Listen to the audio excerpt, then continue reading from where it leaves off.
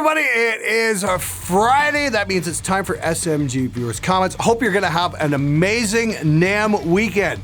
If you're going to the NAMM show, see me on the floor, hey, stop by, say hi. Anyway, let's get right to it. Hey Glenn, have you ever taken a look at the Mackie CR3s? They're only about $100 new. I used to mix on headphones too, so these were my first set of actual monitors, and I've already noticed a huge difference in my mixes. Well, thanks for writing in. Last year, I did a video called the $1,500 Recording Studio, and that's where we tracked a real live kit and real amps and had a complete system for under $1,500. And the one weak point was the Mackie CR3s. I said I could live with everything else, but the CR3s I thought were really lacking in detail and were incredibly difficult to mix on. I might even say headphones might be a better option than the CR3s. Honestly, I should probably do a Fearless Gear review on those at some point, or just, I don't know, send them over to the guys at the Hydraulic Press channel, because that's where they'll do some real good. Not on music, though. Hey Glenn, I have a question about building a band. I was talking with one of my friends, and we got on the topic of having someone who works turntables and samples, like Sid Wilson from Slipknot, Johan from Linkin Park. I want to know what you thought of bands who have additional members outside the traditional instruments. By this, I mean extra percussion, turntables, etc. Thanks so much. I think bands that work outside of convention, I think that's great. I think we need more bands like that. Yeah, if you can work an ethnic instrument in to your music, please do. I know I've worked with Protocol for a very long time, and they like to use, some of the Slavic instruments, and they'll bring in a recorder and a psaltery and a whole bunch of other weird things, and it's a lot of fun to record, and it just adds a different flavor to the music, and I think that's really cool than your standard guitar, bass, drums, grunting vocalist all fixed by a computer. Seriously though, there was a band in Windsor, what the hell were they? I can't even remember what the hell they were called, but they didn't even have any guitars. The lead guy just played piano, but they were playing metal riffs on piano. That was pretty freaking badass in my opinion. I love bands that do different shit like that, and so if you've got an interesting idea on how to work a different instrument into a metal band, yes, please do it. I want to hear it. Sorry if this question is stupid, but I'm a noob. If I want to record silently and don't have a head and load box, can I plug a guitar in a pedal board, go directly to my audio interface, and use speaker simulation and IR cabs? How does it sound? Is it a bad idea?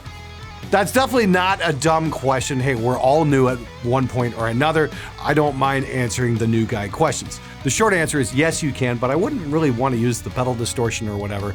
You're probably going to have much better luck using an amp sim like, say, the Fortin Nameless or NTS, which are just fucking fantastic, and loading up an IR with that. Yes, you can use your pedals. You might be able to use your overdrive or a chorus or a delay or something like that. You might even get some interesting results, but it sounds to me like the type of system you want to go for is like a software VST amp sim. You can get some phenomenal results. If you watched my video there from last week where I shot 4 different sims out against a real amp, most people got it wrong and wound up picking one of the sims over the real amp. So there you go. Good luck with that, dude. I hope you have an amazing time learning how to record. Hey Glenn, you mentioned V-drums and real cymbals. My question is, how do you record them? Would 2 overheads be enough? And should I worry about the tapping sound from the kit itself? That's a great question, and that's a question I even remembered asking myself back in the 90s when I was using a Tama Techstar kit with real cymbals. Turns out, here's something really interesting. The hits you're making on the drums, the tap tap tap tap tap, are about 100 times less volume than the cymbals themselves. I mean, drummers start smashing cymbals, they're fucking loud. So any tap tap tap you're going to hear is going to be pretty minimal. I mean, if you want to get super anal retentive about it, you could probably sidechain your overhead mics with the snare hits and just have it clamped down and get rid of that pitter patter a little bit. But honestly, the difference in volume is so huge, I really don't think you're going to hear anything. I know I didn't run into any issues whatsoever with that. The other thing you could do is maybe close mic the cymbals if you want to go that way, and that way you're going to get less tap, tap, tap. You're just going to be able to control the cymbals individually.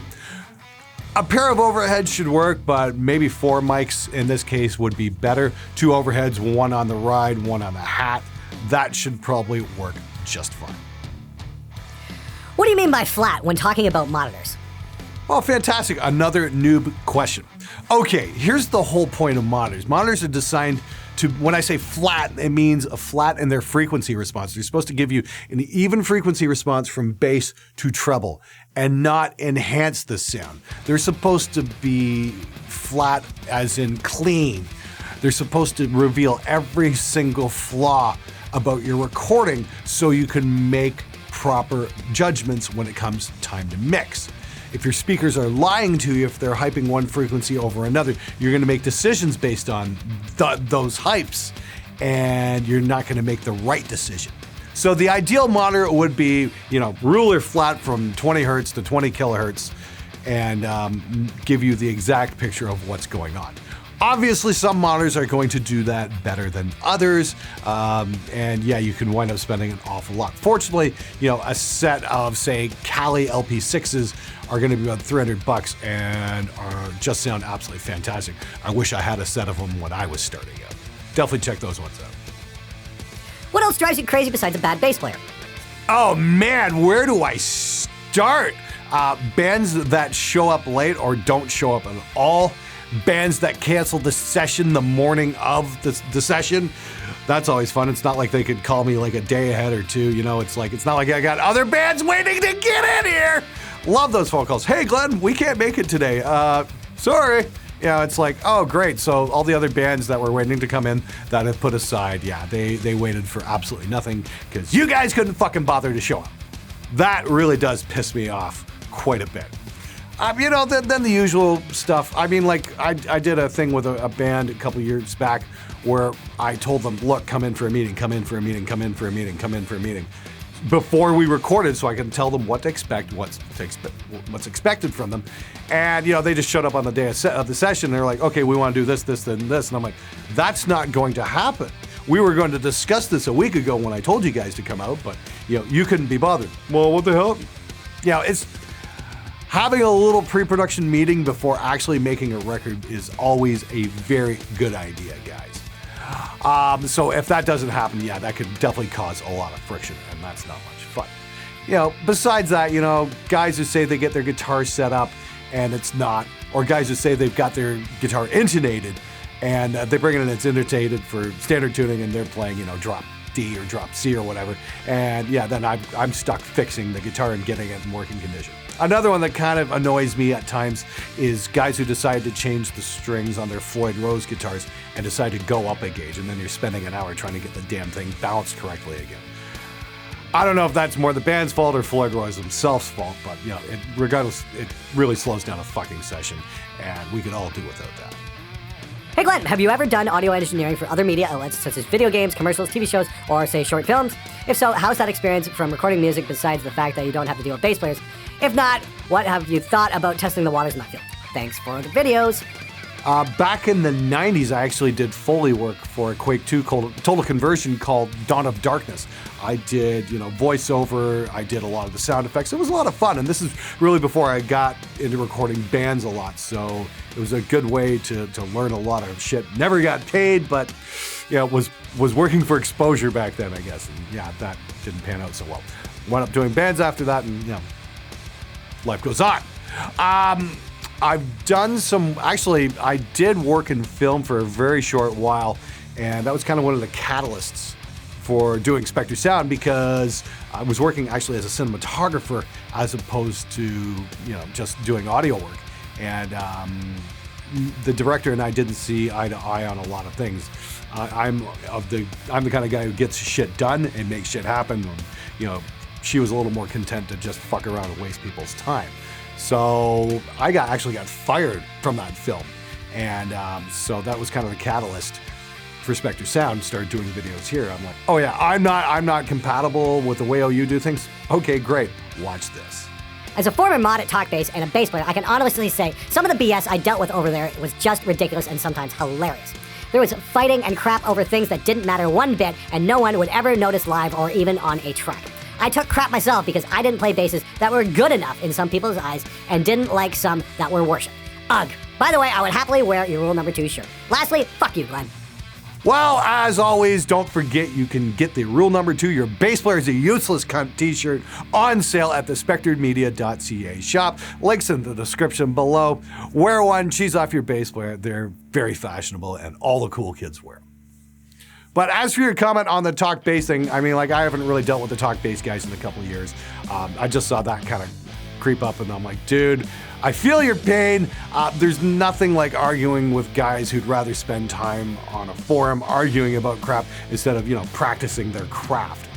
That just strikes me a case of a kid telling their parents, oh, I'll be a much better guitar player if I can just get, this $10,000 Les Paul or something ridiculous like that. And if the parents are dumb enough to buy it for them, of course, the musicianship doesn't get any better.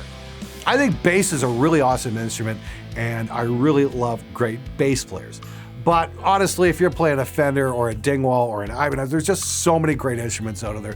There's no sense looking down your nose at other people because they don't have top-of-the-line gear. And now, the one-liner of the week. Why did the bass player cross the road? We don't know, and neither does he. No, that's not true. His mom was on the other side, and she was going to give him a ride to work. Just kidding, he doesn't have a job. All I can say is from one metalhead to another, how the fuck do you keep your hair in such good shape at our age? Any secret? Well, oh yeah, I know, off the wall, but it's just as important. Oh, I don't know, Derek. Honestly, all I ever do is just wash it, condition it, and then don't fuck with it. That's one of the worst things you can do, just keep putting crap in your hair. It's just gonna fuck it up. So don't blow dry it, don't do shitty things to it, just leave it the fuck alone and let it grow. Seriously though, for guys our age, if you're not losing your hair, the one thing I can suggest, Rogaine before it becomes a problem. Hey Glenn, I want to know if there was a mic to record a cell phone. I want to start recording with some friends, but we can't afford to hire a studio. Love the vids. Greetings from Puerto Rico. Why, yes, there is. This is a Shure MV88. It plugs into an iPhone only, unfortunately. I just finally got an iPhone, and I've been playing around with this a little bit. That piece I did last week with the singer from Witherfall, we recorded with this. This is great. It's actually, it's really tiny. It gets out of the way, but it will record figure eight or hypercardioid or any combination thereof. You can adjust the polar patterns on this, and you can adjust your recording levels. If you're, working with a band in a rehearsal space or whatnot, and you just throw this up at the end of the room, you're not going to get a great sound because you're going to get a lot of room reflections.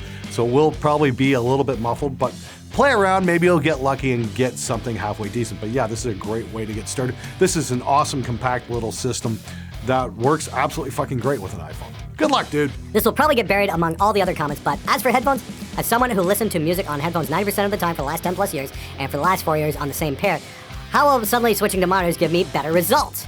Yes, I do have monitors too, and they are great to work with, but it still feels like I have to learn to get used to them. How they respond to bass, how they handle reverb and other space effects, etc. The headphones I'm familiar with, I know exactly how they feel like and how they color the sound, and I have a pretty good idea how to get a sound I like. And I know I should sound good on any gear because a lot of quite acclaimed albums I know like the back of my hand sound just as good on these headphones. Stop pushing a one-size-fits-all mentality. Never works for anything, especially not for music. Just because something doesn't work for you doesn't mean it won't work for someone with a completely different approach and experience. Well, my response to that is simple. Stop arguing against good recording advice with bullshit. Now, that's not to say you can't get good results with headphones, but if you're starting out, chances are probably, you won't get good results with headphones. Like I said, I haven't been able to find a flat set. I'm going to be researching and see if we can come up with a viable solution. And this is the thing. This isn't just coming from me about mix-on monitors. This is pretty much anyone who's ever done anything of any note. Yes, the records you like might sound really good on headphones, and I guarantee they were mixed on monitors because they're going to give you the actual story. The question I have to that very long statement is simple. Okay, great. You're familiar with your headphones. What have you done? Can we listen to something? I hear stuff come in on Merciless Metal mix reviews all the time, and when something's really out of whack, the first thing I ask is, was this mixed on headphones? Because usually it's pretty obvious in that it is. Headphones lie. If you figured out a way to get around that, hey, more power to you. You're a better engineer than I could ever possibly be. And there are some people who do mix on headphones. I know Nolly does, but here's the thing, most of us don't have Nolly's skills. Most of us are just average people. So what I'm trying to do for the vast majority of the audience here is to try to give them the tools they need to help them achieve the goals that they have. And telling somebody, oh yeah, it's perfectly fine to mix on headphones just is not good advice. You might be the exception to the rule, absolutely. But most of us aren't. Okay, so in other videos you're talking about global warming and here you're destroying an app. Logic. Holy fuck, destroying a marshal code causes global warming? Really? Wow! Hey Glenn, I'm going to go to university soon and was wanting to leave my amp with my parents and buy a floorboard such as a Line 6 Helix or a Boss GT1000 to play on, record with, and possibly gig with. Any thoughts on this? Cheers and fuck you, Glenn. Yeah, I think the Helix is actually a fantastic solution. It's probably going to be exactly what you're looking for. You might need to get a power amp for it. I don't know if they come powered or not for live playing, but at home, in the studio, whatnot, sure, absolutely. Just make sure to get some Lancaster impulse responses for it and really see what it can do. Why wouldn't the drummer have two front heads, one with a hole and one without? It takes 10 minutes to swap a head. Well, you're assuming the drummer has enough money to buy two heads. In my experience, they usually don't. And although that's some great sound logic, it's probably not going to happen. Good idea, though. Hey guys, should I get a 2i4 or is 2i2 enough? Of course, you're speaking about the Focusrite Scarlett series. I've got a 2i2, and for 90% of what I do, even that's enough. It's great. You can do guitars, you can do vocals, you can do them at the same time. A 4-channel will definitely help out if you want to do multiple mics on a guitar cab or something like that, and an 8-channel is a bare minimum for miking drums, in my opinion. The question shouldn't be to us. The question you should ask is to yourself. How many instruments am I going to be recording at once? If it's 1 or 2, you'll probably do fine with the 2i2. All right, everybody, that's it for this episode. Once again, it's NAMM weekend, so if you're there and you see me on the show floor, don't forget to come by, say hello. Hope to see you there. Have an amazing weekend. See you later. Hey guys, if you like the video, be sure to subscribe as I post every Wednesday, Friday, and Sunday. If you want to learn more about recording, check out one of my tutorials or one of my gear reviews if you want the actual honest truth about a piece of equipment.